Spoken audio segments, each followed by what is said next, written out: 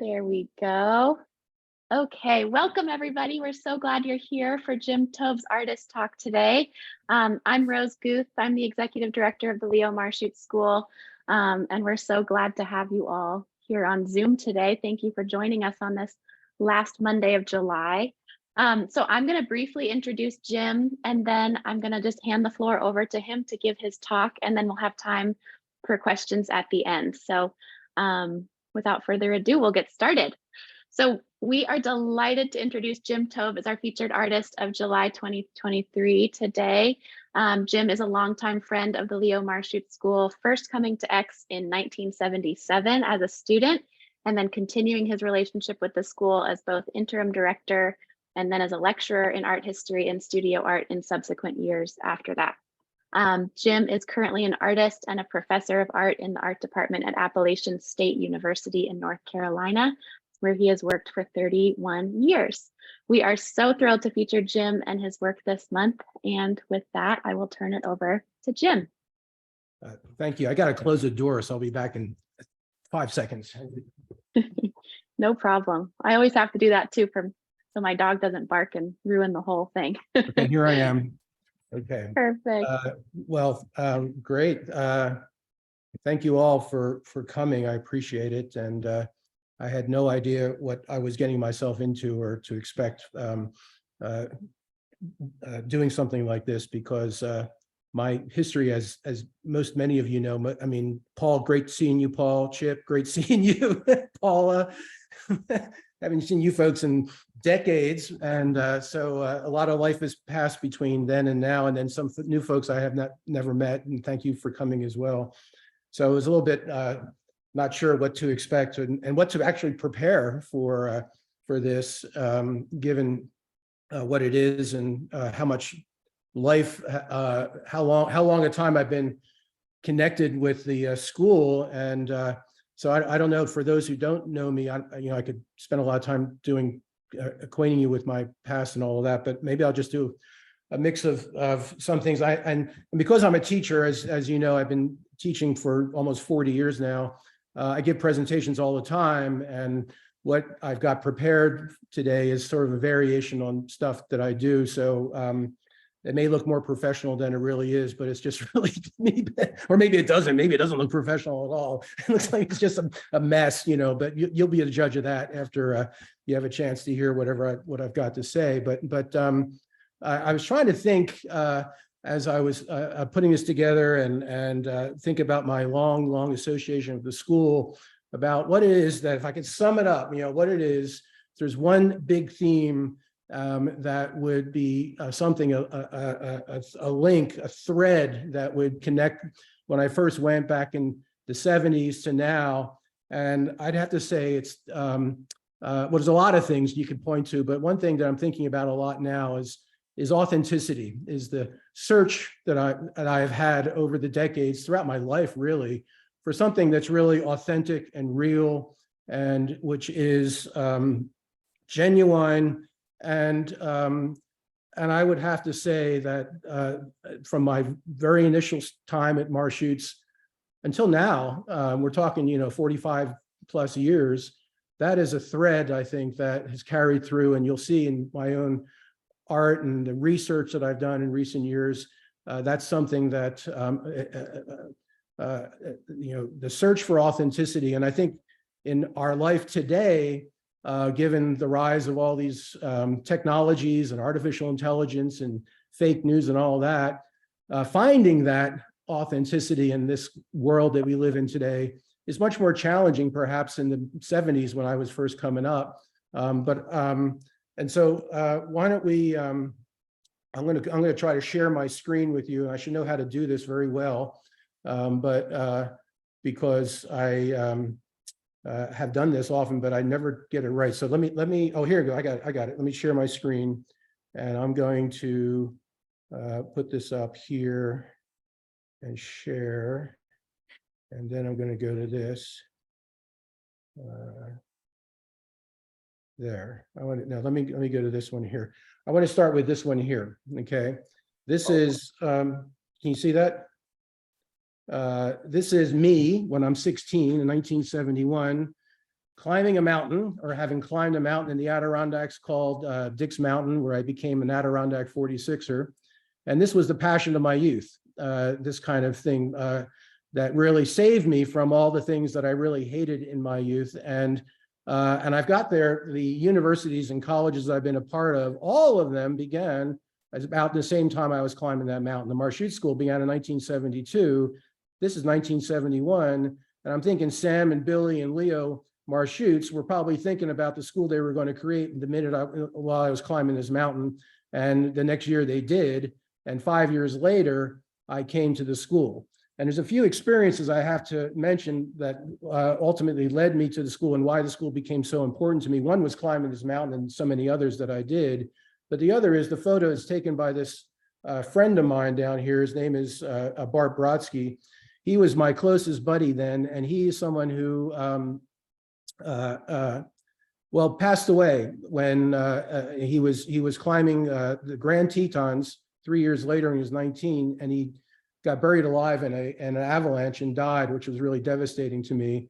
9 months after that happened, I was driving out to Minnesota to go to college, and in Indiana on the way there, my friend fell asleep at the wheel, and I was in a car accident where I was thrown from the car, almost died, and had a kind of, my life changed dramatically. I changed the college I went to, changed the major I had, and began thinking about things differently than I had before. And that quest to find answers to the kind of experience I had when I was faced with these two life and death experiences, well, in some ways were answered by some of the things that I first encountered when I came to the school in 1977. I had a friend of mine in college, Debbie Friedlander, who I talked with a lot, who had been at the Marchutz School in '76, said, you really need to go there based upon the kind of things I was saying to her. And you really need to talk to this guy, Billy Wayman. You and he would have a lot to talk about. And so after much hesitation, I agreed to go to the school and did. And she was right. And Billy Wayman, and Sam too, but in a different way, in a very different way, really became the most important teachers I've ever had in the course of my life, during especially that first year and when I returned in 1980, when I came back the second time. I want to go to the second image here that I've got, this one here. This is a painting I made. This is probably the first landscape painting I ever made in the fall of 1977, somewhere in Lumbesque. I know that was back in the day, that's where the school used to go. One direction you look and you see the giant church that was like impossible to paint. In the other direction you see the landscape, and this is what I painted. And this is like I've saved this painting. It's actually on the wall, not on the wall, but on the bookshelf. And I look at it from time to time. And I remember Sam you coming up to me and telling me about how I should, try to get some of the blue of the sky into the greens and yellows and oranges of the earth, and maybe put some more light in the mountain there. But it was that kind of experience, going out into nature, painting what I saw in front of me. I had never done anything like that before. I had taken art classes before. It was never like that. And there I found answers to the kind of questions that I had about my own mortality, believe it or not, and about the kind of thing that was a passion of my youth while I was, climbing those mountains in the Adirondacks. There was some connection there, and I saw the value in this in ways that even in ways that I never imagined possible, especially through the seminars that we had, and then building on this with more works to come and during that course of the year, and then the years subsequent to that. I want to make a dramatic shift from this work from 1977 to this one here. Okay, and some of you might have seen this on my Instagram, which is something that I just started at Rose's behest, actually. Thank you, Rose, I guess, for getting me to take the leap into the world of social media. And so this is one of the works I put up there, and this is something more recent. And this is just to give the contrast where I started back in 1977 to where I was in 2020, 2021. And I see a direct link between that kind of experience back then and what I'm doing 40 some years later. So this is so this is a big landscape. It's a very big painting. It's 5 by 7 feet across. It's a work that is done totally from imagination. It's a work that took me 2 years to create. It's a work that's made of pastel and colored pencil and charcoal and some pen and ink. It's a work that I fought with over a long time. And like I think of it like an organism, which has a beginning, a life, and then it often dies. I see this as a kind of ongoing process where I bring things into the work. Some of them seem to work with the whole and others don't. And because it's pastel and color pencil, I can just erase it and eliminate it and start over where things don't work. And this is the product of many, like I said, many years of work during COVID. It's where I think a lot of things have happened, obviously, in the time from the early 70s when I was at the school to now, that play a role in what I've done here. Generally, I like it, but I think, with all of my works, I think there's things I would probably go back into and change, and I may end up doing that. They just seem never to have an end, and sometimes, as I know we've discussed many times over the years in the school, that I would, when are you finished with a work? When do you take it too far? When you're not taking it far enough? Anyway, those are ongoing questions. I was going to show you, this is where it all happened, in this room here. And that's the desk I worked at. And I just want to provide that context a little bit to see the scale of it. It's very large, 7 feet by 5. And I'm showing this to you because this is during COVID. So I was pretty much stuck in this room, in this house for 2 years. And at that time, I happened to be the chair of the art department. And so I basically had to manage the department of 800 students and 65 faculty and 7 staff sitting at that desk, doing it all through a computer without being in touch with anybody. And when I couldn't stand doing that anymore, I just swivel my chair around and just start working on that painting. And I do maybe a touch here and a touch there. Sometimes I spend an hour or 2 or just 10 minutes or whatever. And when I started the work, as is the case for almost most of the works I do now, I have no idea what's going to result. I have no idea what the end game is going to be, and that it changes and evolves and morphs into something. And so I just want to show you a few details of this. Here's one detail here of what's going on in the foreground. And like I said, I'd add bit by bit and change, and it was entirely different a year before it was finished here. And just to give you some idea, and here's another detail here, what's going on above, and where these forms came from. Well, that's a good question. That's one thing I want to explore a little bit with you, look at some of the sources that led to me making something like this, because anyway, I'll stop there. Here's another detail of it here. And I want to, one important influence, and when I was in X last summer, Alan and I talked a little bit, and one thing he asked me, he said, how did I get to where I'm at with these works? And because Alan and most of you had not seen what I've been doing for 30 plus years, and so I started telling him that a little bit, what some of the things that influenced me, and I realized telling him over the phone may not have been as effective as perhaps showing. So I'm going to show a few sources of things that inspired me to go in the direction that I have, and give you some insight into my own process that led me to where I am. So one thing that was really important is this book here. There's a book by Italo Calvino called Invisible Cities. And I don't know if you're familiar with this book, but it's an imaginary conversation between Kubla Khan, pictured there, and Marco Polo. Marco Polo was from Venice. He was a tradesman. He walked literally across Asia to where the heart of China was. And the book is about an imaginary conversation between Kubla Khan and Marco Polo. Kubla Khan asked Marco Polo, describe to me the places in my empire that you have seen that I have not.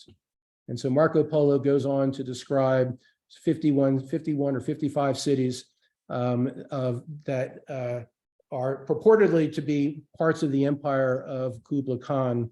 But what we learn in the middle of the book, that every city that Marco Polo is describing is really an aspect of his hometown, which is Venice, Italy. And that each city is unique and different. But what that really, what the underlying subtext of the book is about, which is kind of a philosophical meditation on the nature of cities and the nature of reality, is that a place is as much a product of your memory and your imagination as it is a real place. And realizing that by reading this book, it gave me the freedom to explore possibilities for cities that could be a product of my imagination, while at the same time grounded to places that I have been, that I carry with me in my memory throughout my life. And that led me to start reading the text and making illustrations in the text. So what you can see here on the left is the text, and I make these drawings based upon things I read. So for instance, this little drawing of the head up here like this is really a response to a blind Black man shouting in the crowd. And then the city that I draw down here is pieced together from different bits of the text that are below. And then from these drawings in the margins of the book, I went on to make drawings like you see here on the right. And so I did a whole series of drawings on the right that are really imaginary cities that are inspired by what Calvino is writing, but also the cities that I visited, the places that I have been that have been very, very important to me. And here's a little passage from the text that I found to be really helpful in terms of guiding me where I'm going and where maybe all of us go in some ways. The great Khan owns an atlas he made where all the cities of the empire and neighboring realms are drawn, building by building, street by street, with walls, rivers, bridges, harbors, and cliffs.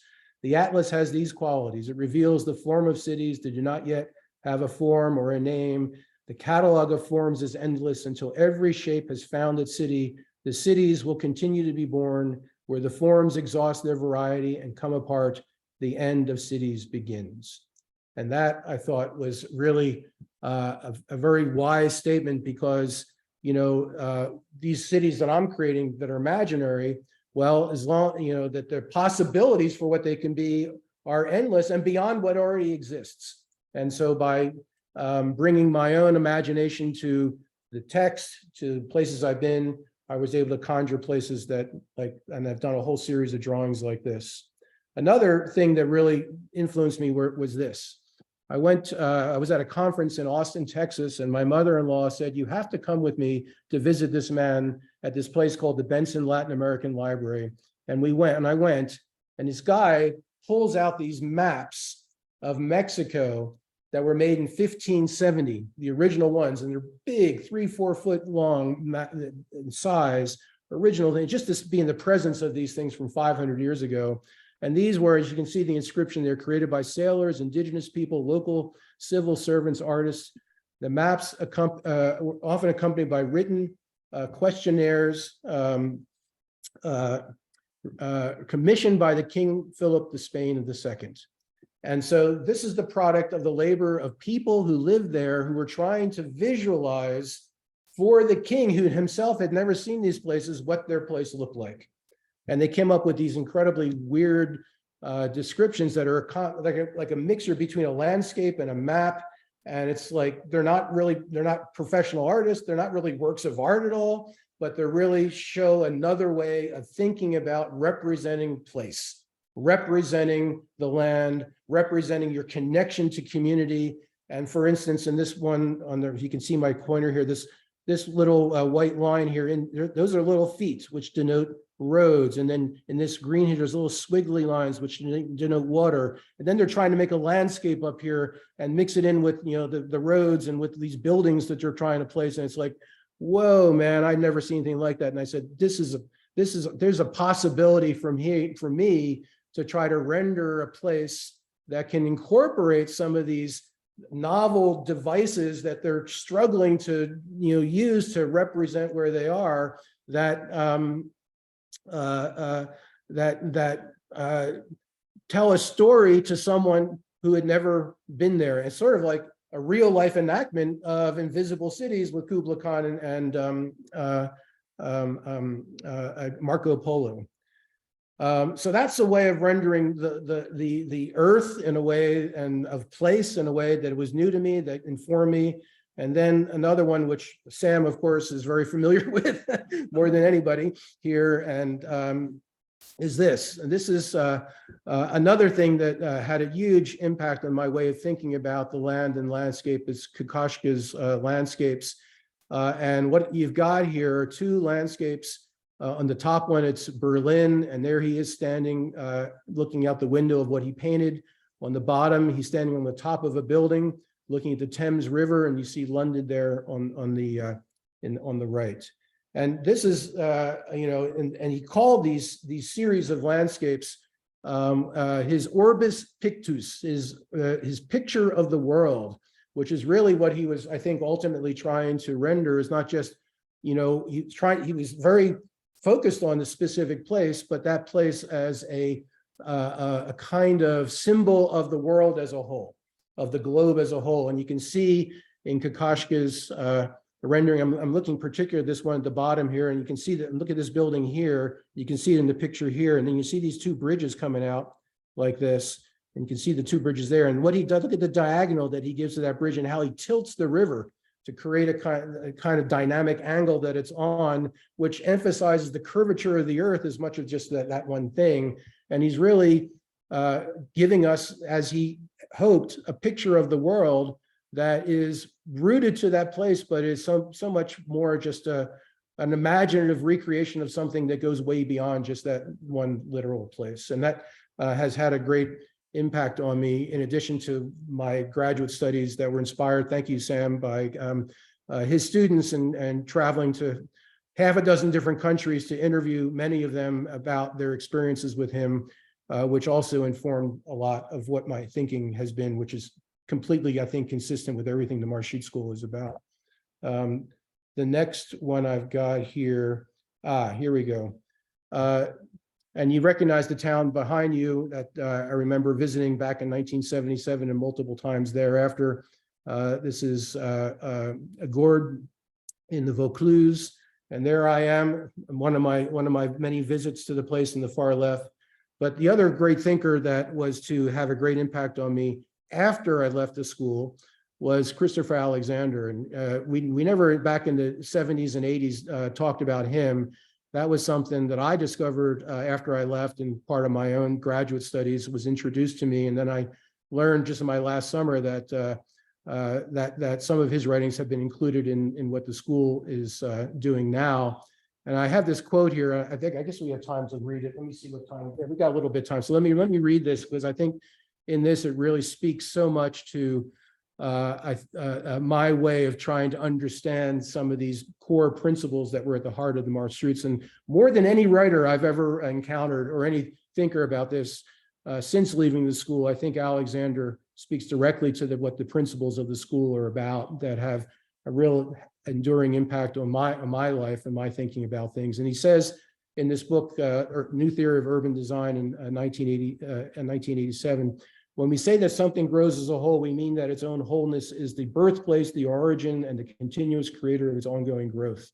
That its new growth emerges from the specific, peculiar structural nature of its past. This kind of growing wholeness is not merely something that existed in old towns.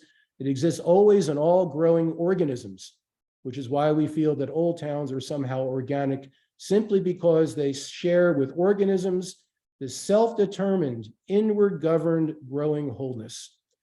This feature exists also in a dream whose evolution is again governed by the history of where it has been so far, and it exists in a child's bedtime story made up as we go along. Each sentence, coupled with the child's delight, tells us that fantastic things will happen next, inspires us to fill out the fantasy, to bring it back upon itself, to make it whole. And that, I think, is very consistent with what the Marchutz School is about, but it's also been something very central to the way that I've been approaching my own work in recent times. And here's a summary that I put together of what he's talking, I think, about The whole grows piecemeal. The whole's growth is unpredictable. The whole is coherent. The whole results from a vision. The vision is not merely an idea or concept, but a thing seen and felt in the mind's eye as if in a dream, perhaps literally seen as a dream. And that has, I know that you talk about that at the school in terms of Flannery O'Connor and some other authors and things, but the way that he puts it together is something that I could, because he talks about it in terms of architecture and urban planning and other things, was a way I could relate to my colleagues about some of the things that were important to me that were in many ways alien to them. Another really important influence on me was this. This is a drawing of my child, Ben, and what he did when he was about 10 years old in his, I guess it was his math class or science class. They were supposed to be making graphs of talking about the food supply of deer and things. But what really interests me, what he did in the margins of the assignment, and that drawing that you can see blown up here, to me was like, what the hell is that, man? Where did that come from? And that, is doodling, and that's what many people do. And my son, I've got literally hundreds of these that he did, and I said, he's, doodling is like when you're, drawing, you're doing something, but your mind's engaged somewhere else.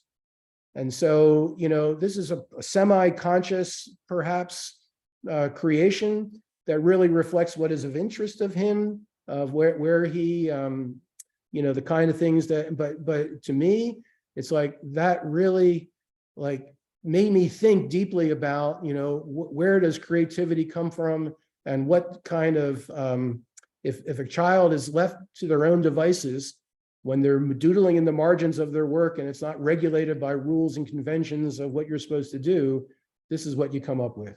Here's one more example I've got of that I can show you. Here it is right here. So the prompt in class was, why did the British regard themselves as superior to the white people of India, the native people of India? And this is the response. So if he wrote that the British, were, abusing the Indians because they wanted to, enrich themselves, well, that's an answer everybody gives. But his answer is something that, I've saved for these last 10 years, 15 years, actually, since he made this. And it's like, again, all kinds of devices for rendering things, the patterns in the monsters here and here. It's like, wow, I could use that. That's something that I can that can be relevant to the kind of things that I'm doing without them being, well, child's play. So here is me and my two kids, and what we did all throughout their childhood, this is what we would do together. We draw together, and there's my son. He's about 17 there. My daughter's about 10, I think, or 11. And I learned a lot from drawing with them. I would make copies of their doodles. So and they would, follow my advice about certain things. And my son now is a graphic, a motion graphic designer. My daughter, I could do a whole seminar on the drawings and the art that she makes. But this was really informative for me. And this is just an example of some of my own doodles that I found on my desk after 3 or 4 years talking to people on the phone. I would just take this calendar, and rather writing things on dates, I would just draw these little things. And someone came to my office and said, "Wow, you should do something with that." And I said, "Really? Man, I'm just like, I don't even realize what I'm doing there, And then I began to think, well, maybe I can do something with that too, there's actually things in that I really like a lot, in terms of some of the details there. And that led me to think a lot about this. On the left is an automatic drawing by Andre Masson. On the right is a drawing by Leo Marchutz that he did in Venice in the 1960s. Now, Andre Masson, as you probably know, was the creator of automatic drawing back in 1924. And when I started doing my research on doodling, I wrote a whole article I published on doodling, believe it or not. People thought that's crazy and ridiculous. And others said, wow, that's really great what you're doing. And a lot of it went back to automatism, creating something without thinking about what you're creating intuitively. And it went back to Andre Masson. And it's like, what's amazing is that Masson was a part of the group that Leo Marchutz was a part of, but back in 1980, I actually worked for Masson as taking care of the guy when he had recently suffered from a stroke. So I would go in and spend weekends with him and his wife, Rose, and hang out with him. Not that we talked very much, but got to see everything in his house and the drawings that were on his table that were in process and all this stuff. And it's like, I've been thinking about that a lot lately. And then I found this statement by Masson, which I think is really interesting in terms of, and I would love to have been at the, witnessed the conversations between Masson and Leo Marchutz, because I bet they talked about this very stuff, because they were pretty good friends for a good bit of time, as I understand. But here's what Masson says about automatic drawings. He says, taking ink to paper, one dispels all thought from consciousness. One must create an emptiness within oneself. Almost at once, it seems the hand begins to scribble, acting out an unpredictable birth. The first graphic apparitions upon the paper are pure gesture, rhythm, incantation. Only a moment or two later, the process enters on its second phase, characterized by the emergence of a perceptible image. Once the image has appeared, it is time to stop. Now that's really, really interesting, because he's basically saying, I mean, and I think this is where he and the surrealists got it wrong, in my view, is their obsession with purity. And he uses that word in here, and I see that word often all over the literature. What they're searching for is purity, and purity is this kind of sense that they create something that's divorced from anything beyond the scribbles on the page. And I would say that's the failure of that understanding of automatism, because the way I see it, automatism is you work, as he says, dispel all thought from conscience, create within an emptiness with oneself. That sounds great, but that emptiness within which you are working is really not something that's not empty at all. It's not a void. It's filled with your life experience. It's filled with what you're looking at that's outside of you, that informs that spontaneous initial response to what you're seeing. And even the one on the right, Marchutz's work, I show that to my students. They see that as a scribble. They see that as a doodle. They have no understanding what's about. And I have to point out to them what's going on in it. And they still struggle with it, because they don't have the context that everyone who's been through the school would have. Right? I chose deliberately a very, very abstract one, but I don't think Masson and Marchutz are that far apart, really. I think that there's a lot more in common that separates them, even though I think Masson, what he didn't have, at least in the drawing on the left, and you can see figurative elements like hands in Masson's work, but what he didn't have is that habit of art that Flannery O'Connor talks about, so that the scribbles at their very gestation in the initial gesture on the canvas would, from their very origin, have something in them that would be one with the forms of the images that would ultimately result in that second phase.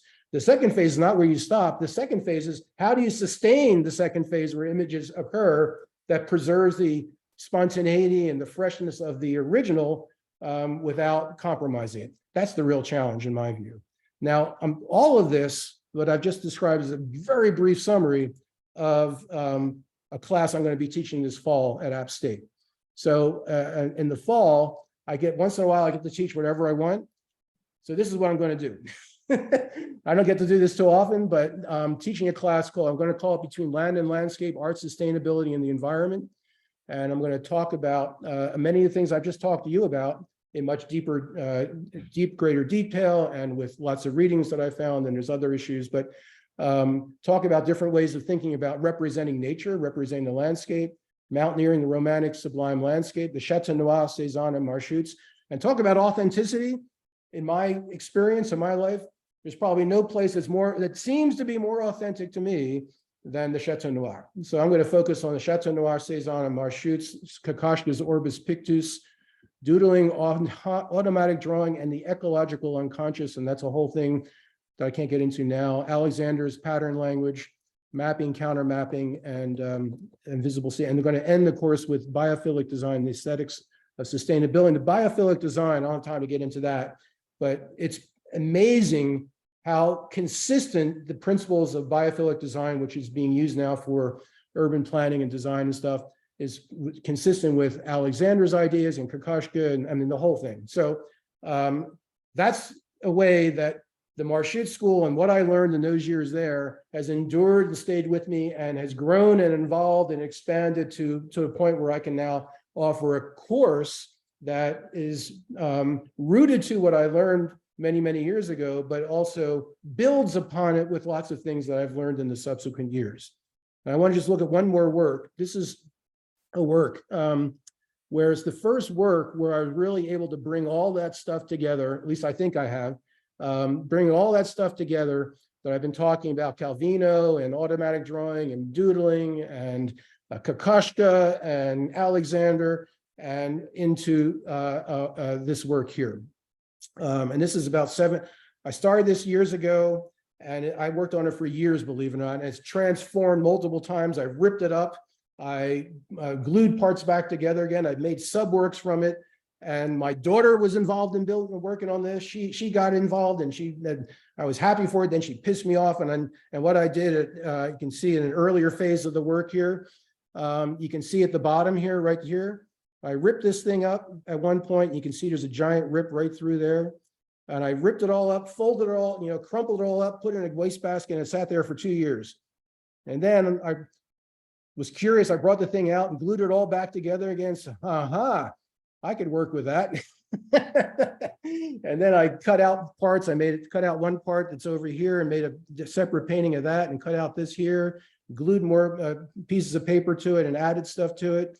And you can see my daughter, here's my daughter. She added that part there, that little detail, and this here. And then there's a little person over here she added. And what she did, she was about 10 when she did this, or 11. They gave me ideas for what I can do. So in the end, this is the fruit of my labor. And, there's things I like about it a lot. And right now the work, here it is, there it is, hanging on the wall above her bed in her room. And she's got a smile on her face, so I think she feels pretty good about it. she thinks this is her work, and that's fine, she can have it. And I'm going to end with one last slide. It's this one here. This is a bunch of drawings I was working on. I wasn't satisfied with them as a whole, so I started cutting them all up into different pieces. And now I'm putting them on a board here and adding different things. I got a bunch of little heads over here, and I've got little monsters here, and I got little animals I'm drawing down here, and here's a city over here, and you can see this giant snake over here. There you can see, get a little more detail there, and the snake there, and like this, got this thing here at the water, and it's like I'm just playing, and I got little towns over here, and I'm thinking I'm going to take and reorganize all this, and I'm going to do a graphic novel. It's my next thing, where I'm going to take these elements and add stuff to them, and I don't know where it's going to go, but this is sort of the last thing that I've been working on. And when I retire, which is sooner than I hope, not that soon, but soon, I hope, this is what I'm going to do. So with all of that, I think there's some time. I kept it within the time. And I'm going to get out of my share screen, and we can talk about any of this that you guys want to talk about. Wonderful. Thank you so much, Jim. That was so great. So if anyone has questions, you're all automatically on mute. So if you want to just sort of like put your hand up like this, and I can sort of take questions and sort of field them for Jim, and then just make sure to take yourself off of mute before you start talking. Any questions right off the bat or comments for Jim? I just saw a note up here from Jane Richardson. Do I know who's Jane? Jane, you and I were in a class in Sigmund Koch's seminar together. Is that correct? Yes. Yes. A million years ago. Yeah. Wow, that's pretty crazy, man. That's wow. Okay, that was pretty wild, wasn't it? So I'm going to follow that with a comment. I'm so glad that I fortuitously got this invitation after signing up to follow the Marchutz School. But I'm an art therapist and also an art therapy professor. And I was so struck with what you said about a place being as much a project of your imagination as it is a real place, because that's so evocative and really, really well put. So thank you for that. Great, thank you. And I think it's very connected to how we see art in art therapy and the process of making it. Mhm. Okay, yeah, that makes sense. Makes a lot of sense. Absolutely. Paul, good to see you, Paul. You're on mute, Paul.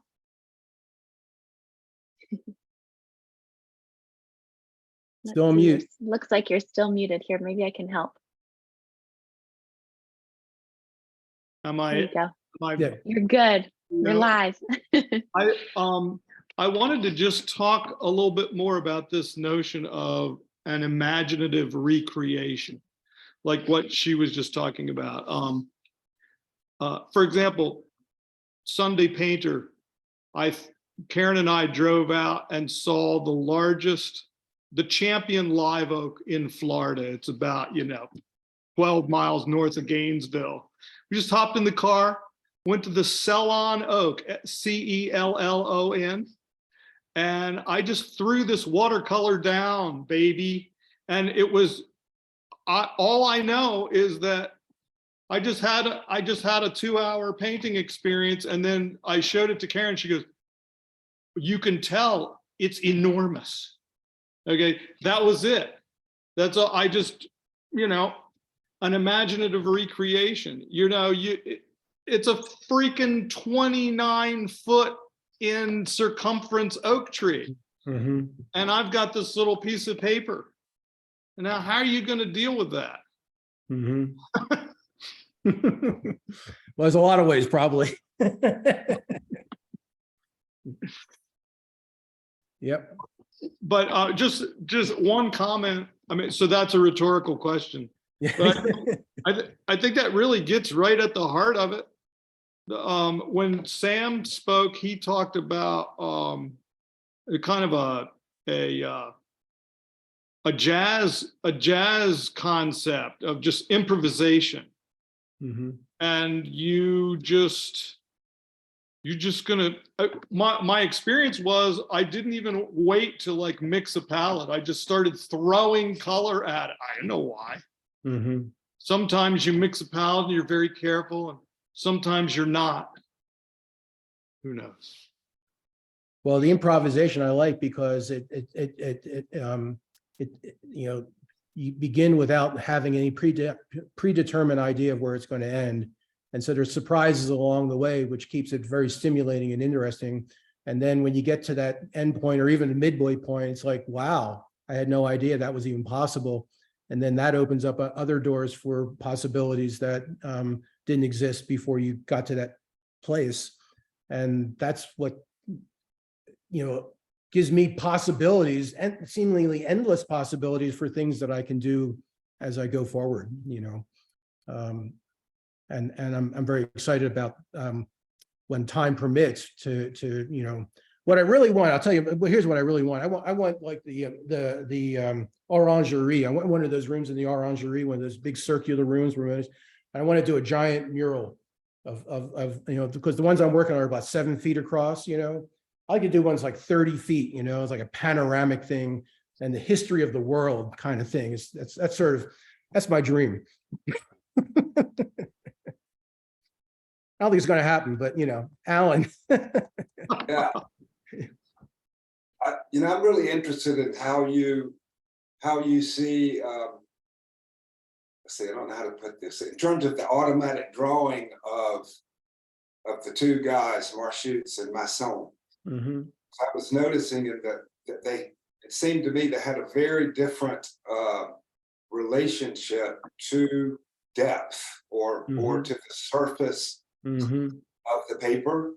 That Masson was very much more like an automatic drawing on the page, and it seemed like the Marchutz scribbles were much more related to taking that surface and having, even though it's scribbles and he's doing it very fast, but there was a depth in terms of how he related his strokes to the page.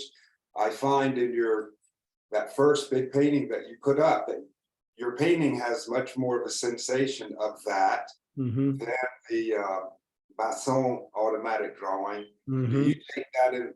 How do you feel about that in terms of your when you're doing your automatic drawing or relating to the surface as Yeah. something that's part of it or has a depth to it, or are you just putting it on the image? You know, that's a really great question and great observation, because I think about that a lot in terms of, you know, what is the nature of volume or depth in art in general?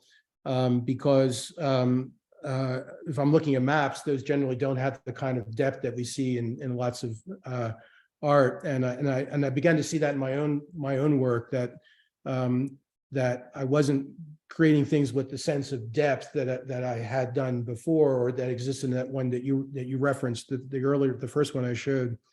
And so I'm struggling with that question, you know, and I agree with you. I think Masson is not interested, or has no concern or awareness of volume in the sense that Marchutz is. And I don't think that's my sense is, looking at his other work, that's not really important to him, or he doesn't get it or whatever. I don't know. But as for Jim, me, can you put that first painting up? I wouldn't agree. I mean, I think there's a lot of actually much more depth. I was saying there's much more depth. oh yeah, I agree with you, Alan. Exactly, man. I'm yeah, absolutely. I wasn't trying, but I'm thinking, I'm not in that one. You're right, but in some of the others I've done that I haven't shown here today, that has been a question for me, you know, in terms of how you know, to what degree and how should volume be a part of what I'm doing. And I don't, but not the one you're talking about. I agree with you completely, but and I agree with you about Masson too. But I think in some of the other works that I didn't show, that's what I'm referring to. But I think about like Egyptian art, for instance, you know, or certain traditions where you have a very compressed sense of volume, and you can still preserve that sense of depth without having deep space, like a Kokoschka landscape or something, you know. Sure. Yeah. Yeah.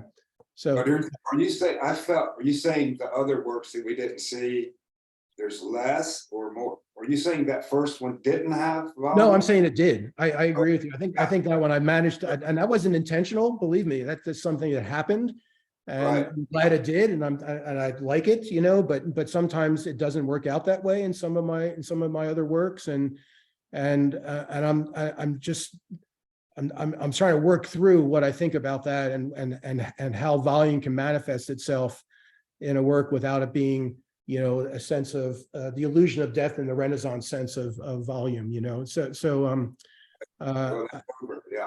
Yeah. Yeah. So you know, I actually think about, I actually believe it. I'm thinking more and more about Cubism and their sense of fragmented volumes. You know, it's all broken up. It's not consistent, and how there might be a path for incorporating some of those formal devices they use in some of their work that might be something I can.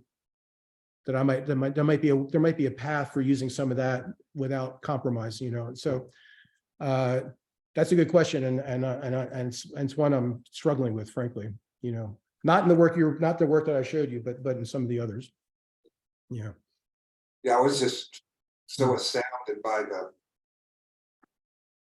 in the Marchutz scribble, especially in that comparison. It was just astounding, the fact that he was using the surface of the paper as part of his imagination, and he wasn't just putting strokes on the paper. So this, I mean, I didn't really talk about this, and I'm still trying to think through how I'm going to talk about it when I teach this course in the fall. I mentioned the ecological unconscious, and there's a potter I met down at this school called Penland, who does a lot of drawing and pottery. He's an incredibly creative guy. He was a part of Black Mountain College back in the day, and he uses that term, and I've discovered some others do. And my understanding of that is that that there's a way of understanding the unconscious ecologically, is that when you work autonomously or spontaneously, you're not just making something that's pure and divorced and removed from the world around you. It actually has embedded in it the patterns and principles of design that exist in nature that Alexander talks about, that are one with the unconscious expression of what you're making and not divorced from it. Yeah. Makes sense? That's right. Yeah. Well, if you go to Venice and you look at, I mean, that's the other thing in terms of that statement about the imaginary. The Leo lithos are so incredibly accurate in terms of where he draws his accents and his strokes from. When you go to Venice and look at the motif, he's definitely not just making it up. You know, he's Well, pulling from the world. and there's, I don't know who took those photos, but somebody took some photos of the motifs of Marchutz in X. And I saw some of those next to the lithos.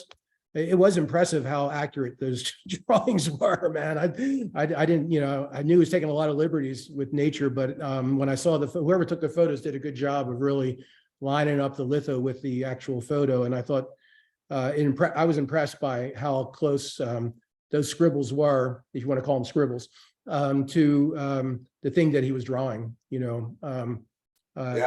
Yeah, I mean, and without having the photo, it would have been hard to be able to know that for sure, you know. Yeah. When you go to the spot, his lithos are actually more representative of reality of being at the spot than the photos are. Yeah. That'd be something I'd like to do someday. That'd be fun to do, to do that. Yeah. Anyway, I don't want to hog the go. Yeah. So much to talk about. Yeah. Sam? Hey, Jim, this is Chip. Oh, I've had a thought running around in my mind since I began seeing these images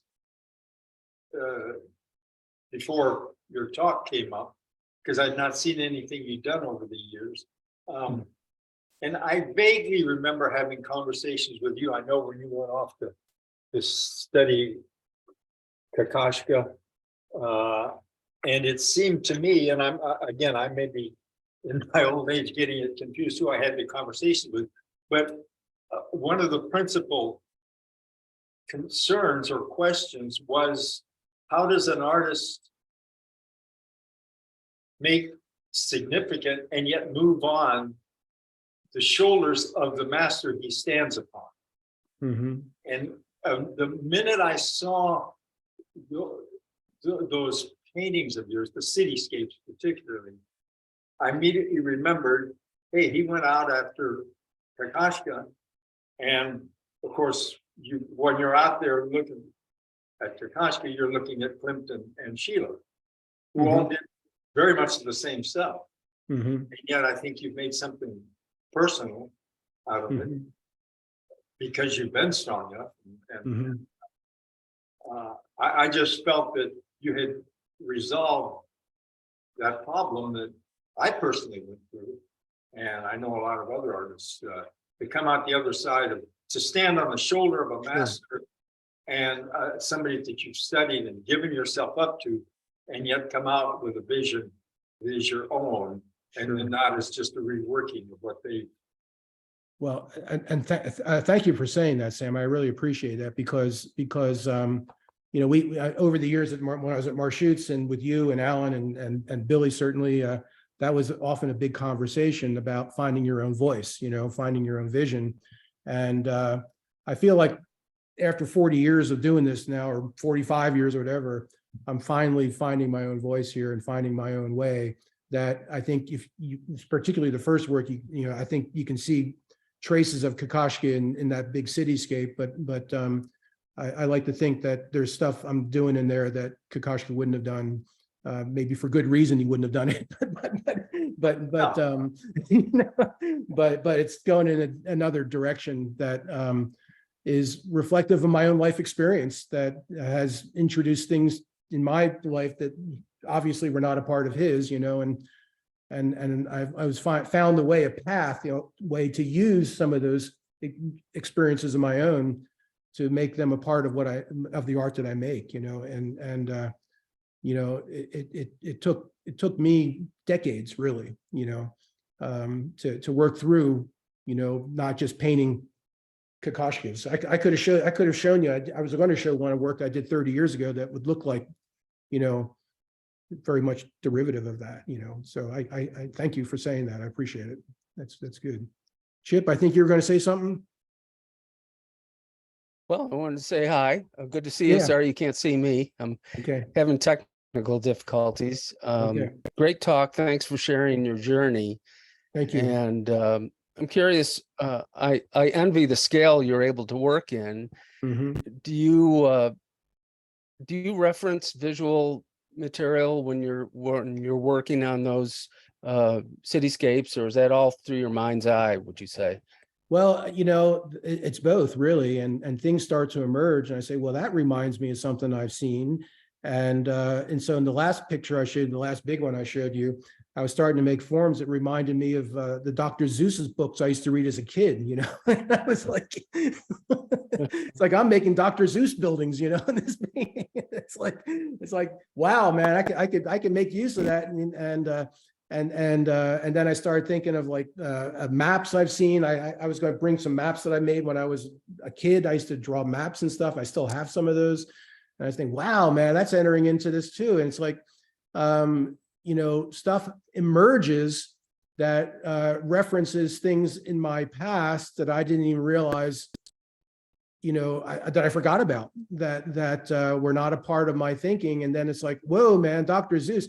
I read those books when I was a kid, and I read those books to my kids, And he's got a very distinctive way of drawing, it's very childlike, but I was hopefully be able to weave it into the larger narrative of the painting that makes it a little bit my own and not just, rehashing what he's doing, And so, yeah, that happens all the time, by the way. And it's kind of exciting when it happens, because sometimes it's just stuff that you would never consider part of the canon of art, that's not, Goya, Rembrandt, now all that's written, but it's stuff that's a part of our lives, the visual culture of our lives. Yeah. And there's actually a place for all of that in what I make. And I hope I can transform it in such a way that it becomes a part of this larger organic world that's emerging as I'm working over a long period of time.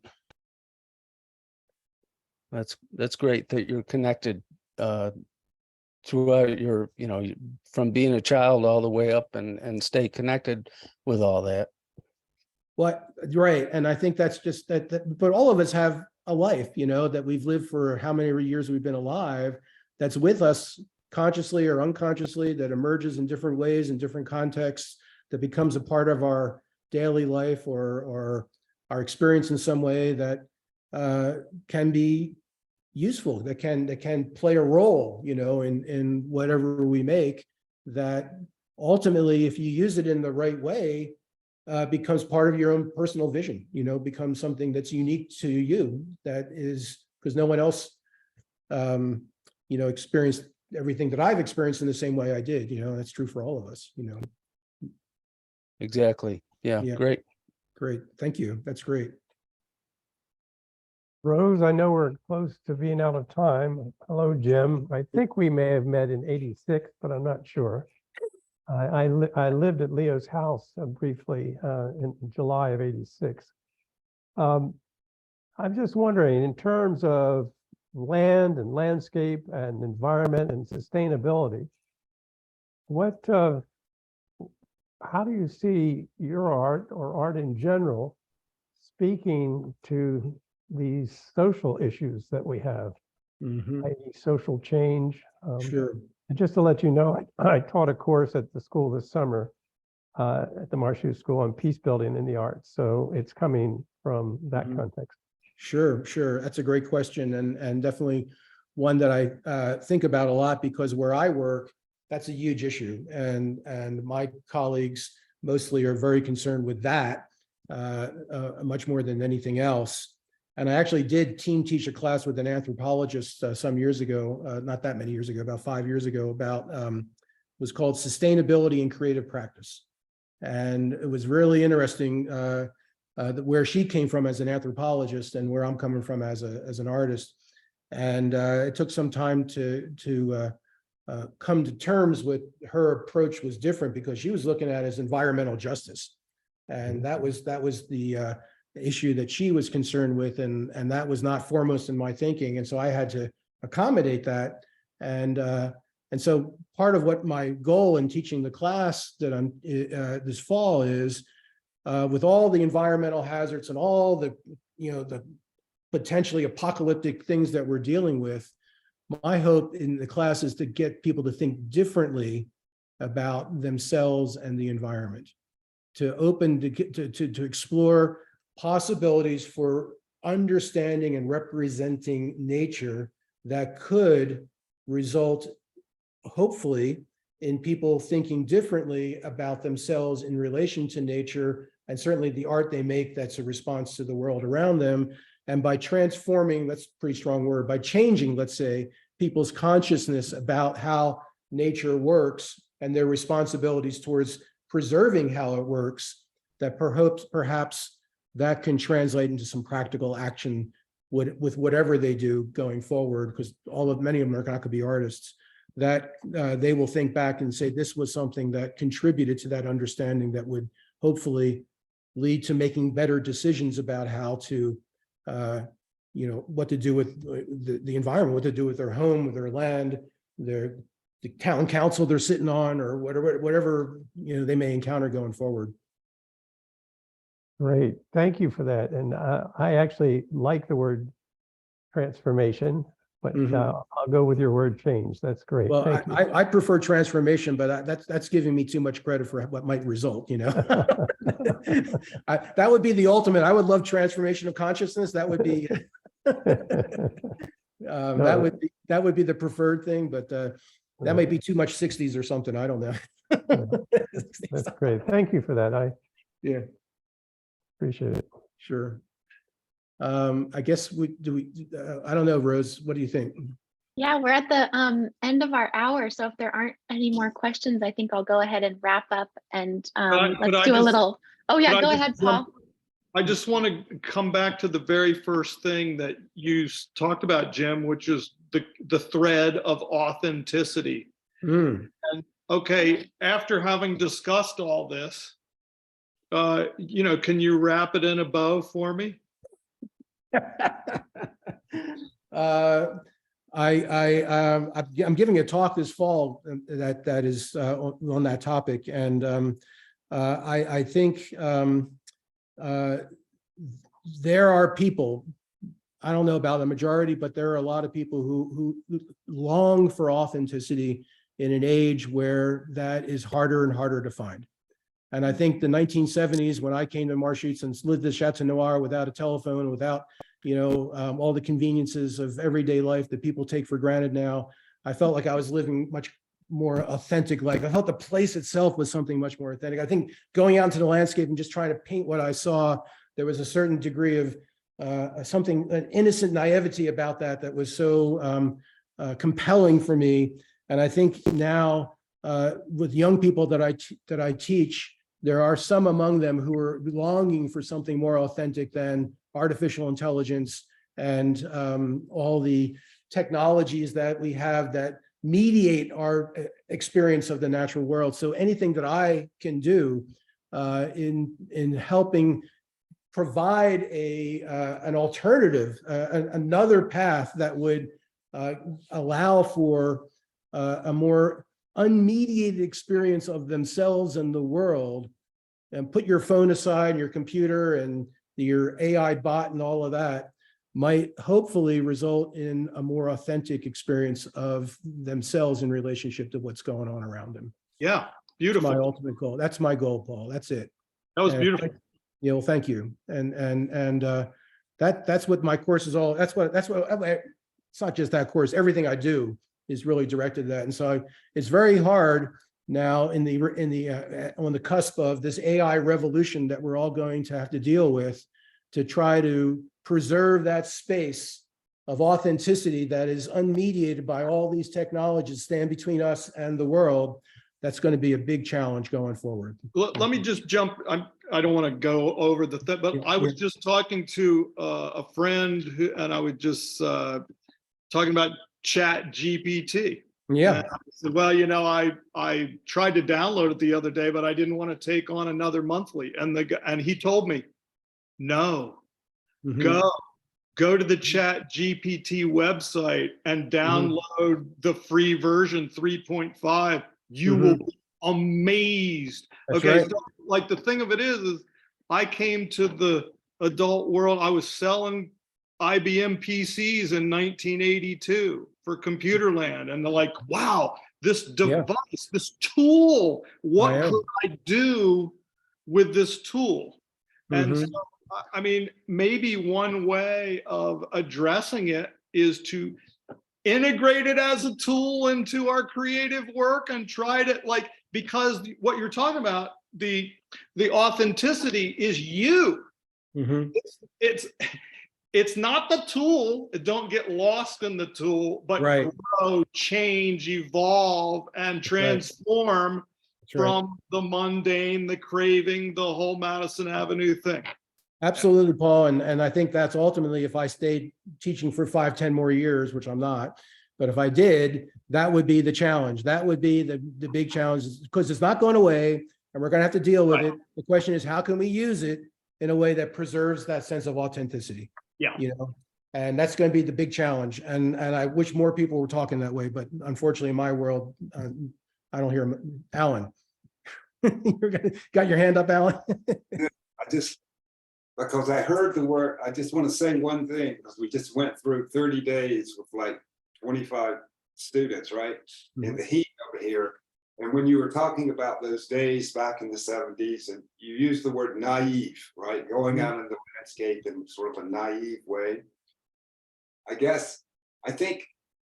feel like the decision to do that is kind of naive, but man, when you get out there in face of what you're trying to do, it's not naive anymore. It's like, oh shit, what am I supposed to do now? Because there's a big thing that happens when you're in the face of that world out there that you're looking at that quickly becomes, what's the word? Not naive, but a little overwhelming, you know, in terms of how to deal with it. I think that's one thing that, even in relation to what you're talking about, sort of some kind of mixture, so that if you're going to use, what is it called, GP, whatever, chat or whatever, GPT, to not let go of that experience of trying to go out there and paint what you see. It quickly becomes, unless you're just going to make a Sunday painting, but if you're going to go out there and actually try to paint what you see, we had some emotional breakdowns this summer in terms of, oh my God, this is sure. Well, nature's still out there, you know. I mean, it's still there. It's still available to us, thankfully, you know. But and so that's the value of a thing like the Marchutz School, is having that devotion to going out and looking at stuff in nature and trying to render it, you know. And you know, in my world, you know, that's just not a common thing, let's say. I mean, there are isolated members of my community that will engage with that, but that's atypical. That's not the norm. Yeah. Sure. Yeah. It's not just landscape, it's painting anything that you see, portraits, whatever. Oh yeah, absolutely. I'm thinking of starting painting still lives, maybe. Yeah. On a question of form. Yes. I mean, yeah, that's it. I think going out and painting what you see, you know, setting up an easel, whether you're painting dancers or portrait or landscape or anything, has sort of a naive, quote, naive feeling to it in our day. It's like, what are you doing? You know, one of Francois Dessy's best friends who wrote essays on his paintings would not believe that Francois actually went out and set up an easel and did what he did. He was like, no, you didn't do that. You couldn't have done that. You're pulling my leg, you know. It took you So there's that, there is that in our world. But once you get out there and try to sort of think about form, it becomes much less naive.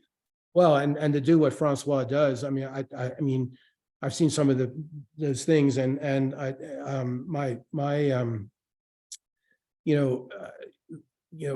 I know we talked about the days when I was at Marchutz, that was an issue, you know, artists who work from imagination, not in front of the motif, and how for some of those artists they can have better results than when they're standing out there, because nature, and I find that for me personally, Sure. not that I'm against working from nature and I want to go actually out in the landscape some, but you can get overwhelmed by so much that's out there, you know, that it's better to Absolutely. like get back into my studio and I feel I have a little more control of what I'm doing, you know?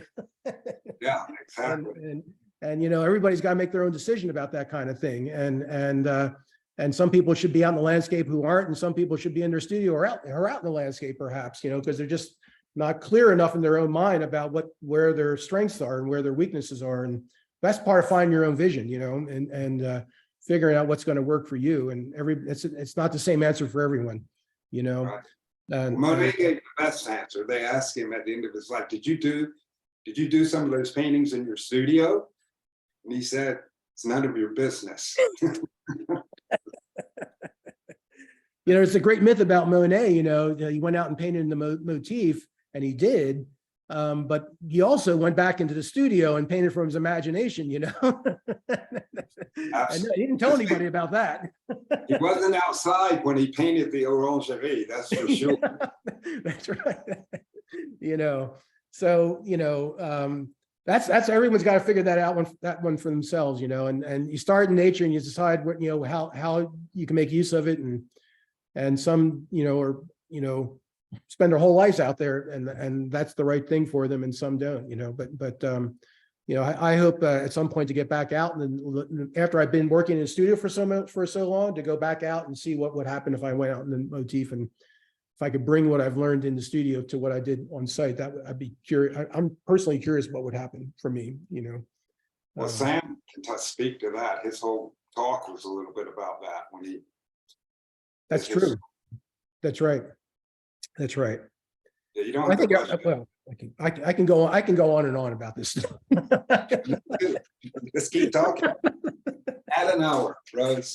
Okay. Yeah, maybe for hey, normally I get paid to do this kind of stuff, which is like unbelievable, man. They're paying me to have these kind of conversations. I say they have no idea, man. I love that. Well, thank you, Jim. I'm just, for the sake of timing, I'm going to wrap up, but we can all leave the Zoom open for the conversation, and I'll just pause the recording so that you guys can all keep discussing and all of that. But I think I'll end the recording here. So we could all give Jim a round of applause on Zoom. Thank you so much, Jim, for taking the time to talk to all of us. It's been so wonderful. And I'm going to go ahead and stop the recording, but feel free to stay.